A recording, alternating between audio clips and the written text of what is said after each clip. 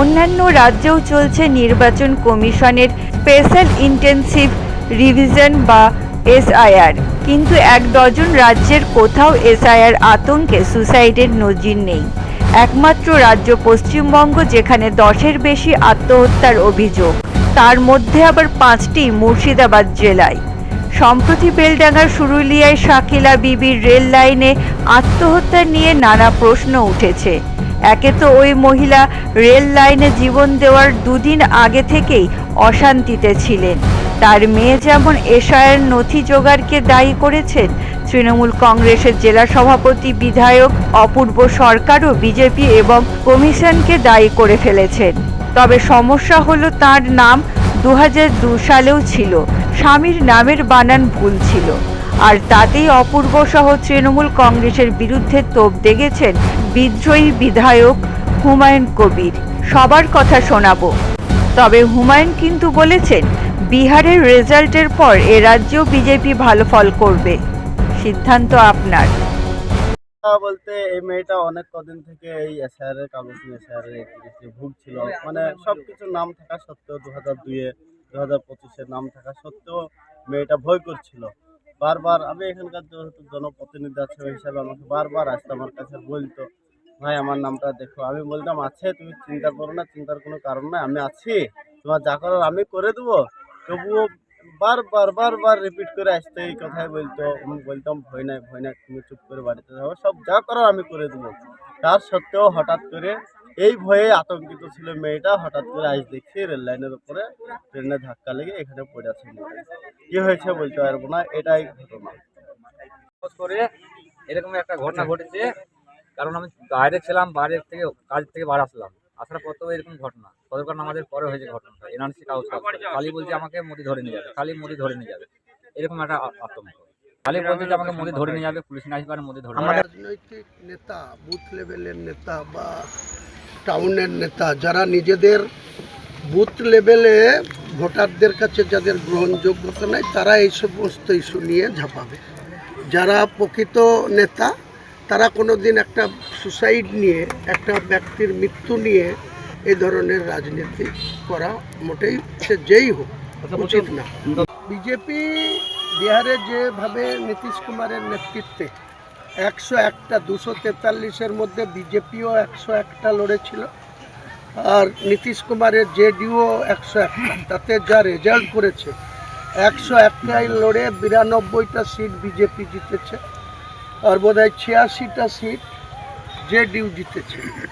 যা রেজাল্ট, তাতে আমাদের কংগ্রেস, তারপরে আরজেডি, তেজস্বী, যাকে তেজস্বী যাদবকে, লালু প্রসাদের পুত্র, তাকে চিফ মিনিস্টার সামনে রেখে, যে এরাও 5 পার্টির জোট ছিল, ওরাও 5 পার্টির জোট ছিল, তো এনডিএ জোট যে সাফল্যতা এনেছে, তাতে আগামী দিনে কি হবে জানি না, কিন্তু বিজেপি দল বাংলায় অনেক অক্সিজেন পেয়ে গেল, তারা অনেক উদ্বুদ্ধ হচ্ছে, তারা অনেক পরিকল্পনা। এই বিজেপি সেন্ট্রাল গভর্নমেন্ট, এই যে নীতিশ কুমারের সমর্থনে দিল্লিতে তৃতীয়বারের সরকার, এই সরকার আপনারা জানেন যে নীতিশ কুমারের 12, চিরাগ পাসওয়ানের 5, 17, আর চন্দ্রবাবু নাইডুর 16, এর সমর্থনে দিল্লিতে তৃতীয়বারের মোদিজির সরকার চলছে। তাই এদেরকে অঢেল টাকা দিয়েছে, আর সেই টাকার সদ্ব্যবহার করেছে, হাতে টাটকা 10,000 করে বিহারের প্রত্যেকটা মহিলার অ্যাকাউন্টে মেরে দিয়েছে অ্যাডভান্স। তার জন্য এই রেজাল্ট, মিরাকেল তারা করতে পেরেছে।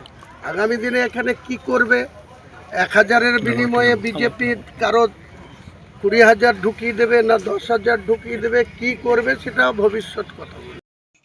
সকালবেলায় ঘুম থেকে উঠেই এই মর্মান্তিক খবর। নিশ্চিতভাবে আমরা যেটা বলছিলাম, আজকের এই মৃত্যুর দায় কার? এই যে এত মানুষ আতঙ্কিত হচ্ছে, এই বাংলার বিজেপি পার্টি, তাদের নেতারা কলকাতায় বসে social media, TV, print, electronic সব মিডিয়ার মধ্য দিয়ে যেভাবে রোহিঙ্গা খুঁজছে, যেভাবে ওপারে টপকে দেওয়ার কথা বলছে, যেভাবে আমরা জেসিবির মাথায় বকেটে চাপিয়ে কাঁটা তার পার করে ফেলে দেওয়া দেখেছি, যেভাবে এই মুর্শিদাবাদ জেলার অনেক পরিযায়ী শ্রমিককে শিলিগুড়ি বর্ডার, 24 পরগনা বর্ডার দিয়ে বাংলাদেশে পাঠিয়ে দেওয়া হয়েছে, যেভাবে আমার বীরভূমের বোনটাকে বাংলাদেশের হাজতে পাঠিয়ে দেওয়া হয়েছে, এই যে আতঙ্কের পরিবেশ ভারতবর্ষের বিজেপি পার্টি করে গেছে ক্রমাগত, তার উপরে সেই মরার উপরে খাড়ার গা হচ্ছে এসআইআর। এই এসআইআর আতঙ্কে ভুলে ভরা এক 2002-এর লিস্ট, আমার নাম এর সাথে সেই লিস্টে হয়তো আমার পদবি মিলছে না, আমার নামের বানান মিলছে না, আমার নাম আছে, আমার বাবার নাম নাই, বাবার নাম আছে তো তার স্ত্রীর নাম নাই, অসংখ্য ভুলে ভরা। আমরা এই এসআইআর করতে গিয়ে আমরা এটা দেখছি খুব স্বাভাবিকভাবেই সেই আতঙ্কের কারণ হয়ে তার নাম ভুল থাকার কারণে আজ শাকিলা বিবি বা শাকিলা বেওয়া সেই আতঙ্কের মালগাড়ির নিচে তিনি আত্মহত্যা করেছে। তার পরিবারের যারা আছেন তারা এই কথা বলছেন। নিশ্চিতভাবে এই মৃত্যুর দায় বিজেপি পার্টিকে নিতে হবে এবং আমরা সবাইকে আপনাদের মধ্য দিয়ে অনুরোধ করব যে অহেতুক আতঙ্কিত হবেন না। মুখ্যমন্ত্রী মমতা বন্দ্যোপাধ্যায় যতদিন আছেন, অভিষেক বন্দ্যোপাধ্যায়ের নেতৃত্বে এই বাংলায় জন্মগ্রহণকারী, এই বাংলায় বংশ পরম্পরায় যারা থাকেন, নিশ্চিতভাবে কারুর নাম বাদ যাবে না। বৈধ যারা নাগরিক তাদের সবার নাম তুলতে হবে। এটাই কিন্তু মমতা বন্দ্যোপাধ্যায়ের আন্দোলন, অভিষেক বন্দ্যোপাধ্যায়ের প্রতিজ্ঞা। আর এই মৃত্যুর দায় বিজেপি পার্টিকে নিতে হবে আজকে। আর মানুষকে বলবো আতঙ্কিত হবেন না। আমাদের প্রত্যেক জায়গায় আমাদের ভোট রক্ষার শিবির আছে অভিষেক বন্দ্যোপাধ্যায়ের নেতৃত্বে, লোকাল পঞ্চায়েত আছে, আমাদের তৃণমূলের কর্মী নেতৃত্বরা আছে, আমরা আছি জেলাতে, বিধায়ক এমপিরা আছেন। আমাদের সাথে যোগাযোগ করবেন, আমাদের ফোন নাম্বার সবাইকে দেওয়া আছে। আপনার নাম যাতে বাদ না যায়, আমরা নিশ্চিতভাবে আপনাদেরকে নাম রাখার যা যা ব্যবস্থা করার আমরা নিশ্চিত করব, আইনের মধ্য দিয়ে করব। গোটা তৃণমূল দলটাই আতঙ্কে ভুগছে। পশ্চিমবঙ্গে এসআইআর হচ্ছে, এসআইআর হবে। দেখুন, কোন কারণে মারা গেছে আমি জানি না, যেখানেই মারা যাচ্ছে সেখানেই শুনছি তৃণমূল গিয়ে তার স্বার্থ শান্তির জন্য টাকা পয়সা দিচ্ছে এবং তাকে মিডিয়াতে কভারেজ করে তারা নিজেরা মনে করছে যে আমরা ভীষণভাবে মানুষের সহানুভূতি অর্জন করলাম। কিন্তু এসআইআর বাংলাদেশ থেকে যারা এসেছে অনুপ্রবেশকারী, বাংলাদেশ থেকে যে মুসলমানরা, যে রোহিঙ্গারা আমাদের দেশে এসেছে, একটাকেও রাখা যাবে না। এখন কেউ যদি না বুঝে, নির্বাচন কমিশন যেভাবে সাহায্য করছে, নির্বাচন কমিশন যেভাবে গাইডলাইন দিয়েছে, তাতে এদেশের স্থানীয় স্থায়ী মুসলিম হোক হিন্দু হোক কেউ বাদ যাবে না।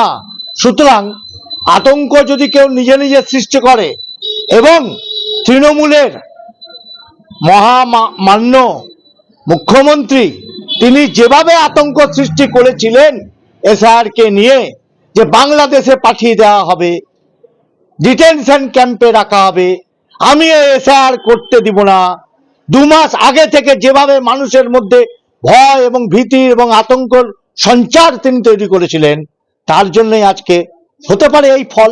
এর জন্য দায়ী একমাত্র তৃণমূল, একমাত্র মমতা ব্যানার্জি এবং অভিষেক ব্যানার্জি। কি করে বিজেপির দায়ী হবে? বিজেপি কি এসআইআর করছে? এসআইআর করছে সংবিধান সম্মত নির্বাচন কমিশন, যা গোটা দেশের একটি স্বতন্ত্র প্রতিষ্ঠান। তো বিজেপি তো এসআইআর করছে না। সারা ভারতবর্ষে 12টা রাজ্যে এসআইআর হয়েছে। গত 2 দিন আগে বিহারে এসআইআর এর পর সেই নির্বাচন তালিকা অনুযায়ী ভোটের রেজাল্ট আপনারা দেখেছেন। সেই আতঙ্কে তৃণমূলের ঘুম উড়ে গেছে, তাই মৃত্যুর সহানুভূতি আদায় করার চেষ্টা করছে।